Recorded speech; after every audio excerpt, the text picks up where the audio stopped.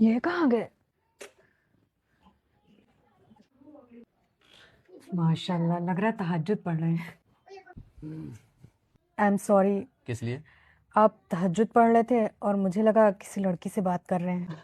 अरे यार, ये सब करने से क्या फायदा है? और वैसे भी अगर दुनिया में हम इन सब चीजों से बचते हैं तो ऊपर हमें हूरें मिलेंगी। तो ये सब हूरों के लिए हो रहा है ना? नहीं, उनके लिए नहीं हो रहा है, लेकिन ये तो हकीकत है। हूरें मिलेंगी ही मिलेंगी। मतलब मिलेंगी तो रख लोगे हैं? रख लोगे क्या होता है यार? हमारे जो अच्छे अमाल हैं उसकी वजह से हमें हूरें मिलेंगी।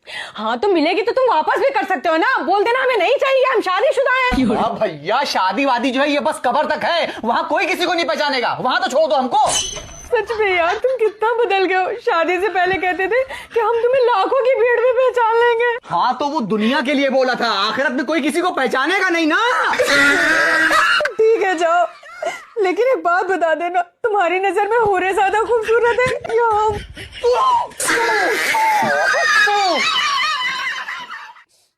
दिल रखने के लिए कह रहे ना मेरा, पता है। इब्लीस आया तेरे ऊपर।